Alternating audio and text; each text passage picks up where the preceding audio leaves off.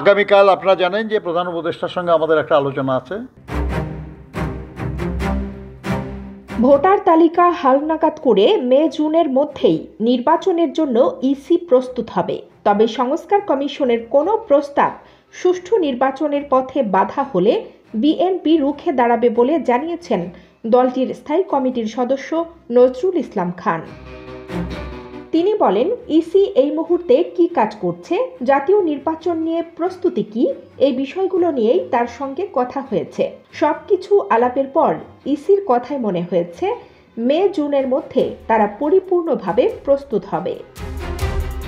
গতকাল বিকেলে নজরুল ইসলাম খানের নেতৃত্বে ৩ সদস্যের প্রতিনিধি দল প্রধান নির্বাচন কমিশনার এএমএম নাসির উদ্দিন সহ অন্য কমিশনারদের সঙ্গে বৈঠকে বসেন।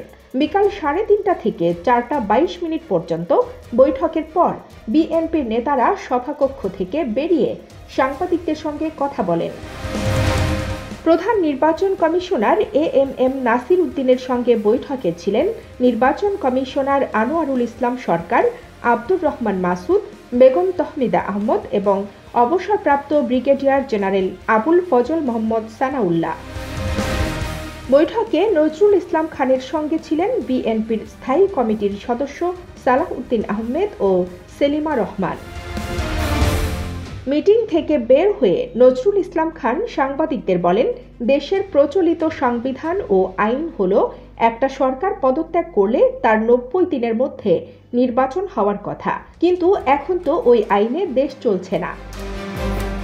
এই মুহূর্তে তাহলে পলিটিক্যাল কনসেনসাসের ভিত্তিতে সরকারের তরফ থেকে অনুরোধ হতে হবে এবং তার ভিত্তিতে নির্বাচন কমিশন নির্বাচন অনুষ্ঠান করবে। তবে আমরা এতটুকু বুঝেছি যে যদি মে জুন মাসের মধ্যে পূর্ণ প্রস্তুতি থাকে তাহলে প্রাসঙ্গিক আর কোনো সমস্যা থাকলে সেটি দূর করে খুব দ্রুতই জাতীয় নির্বাচন অনুষ্ঠান সম্ভব। তিনি বলেন, নির্বাচন কমিশনের কাছে জেনেছি যে তারা তাদের কমিশনের পক্ষ থেকে একটা কর্মসূচি ঘোষণা করেছিলেন। তারা কবে কি করবেন। প্রায় 30 লাখ নতুন ভোটার আগামী দিনে যুক্ত হবেন। যেগুলো বাদ পড়েছিল তাদের আগে ভোটার করা হয়নি। বাদ পড়া ছিল প্রায় 30 লাখ ভোটার, তারা তালিকায় যুক্ত হবেন। আর এর মধ্যে যে 15 লাখ মারা গেছেন তারাও বাদ পড়বেন। আলটিমেটলি 15 লাখ ভোটার বিদ্যমান তালিকায় যুক্ত হওয়ার কথা, তবে এরপরও আরও কিছু যুক্ত হওয়ার সম্ভাবনা আছে। কমিশনের কাছে নির্বাচনের ব্যাপারে কোনো প্রস্তাব দিয়েছেন কিনা জানতে চাইলে নজরুল ইসলাম বলেন, আমরা কোনো প্রস্তাব দেইনি, আমরা তো ওনাদের কাছে এটা বলবো না। যেহেতু নির্বাচনের তারিখ ঘোষণার দায়িত্ব এখন সরকারের, তারপরে শিডিউল ঘোষণা তো কমিশনই করবে।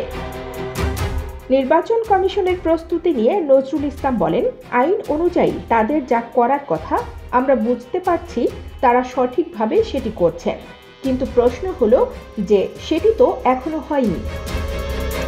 সংস্কার কমিশনের প্রস্তাব নিয়ে নজরুল ইসলাম খান বলেন, বিএনপি যদি মনে করে যে সংস্কার কমিশনের কোনো প্রস্তাব সুষ্ঠু নির্বাচন অনুষ্ঠানের পথে অন্তরায়, এটা নির্বাচন কমিশন কেন, তারাই বাধা দিবেন।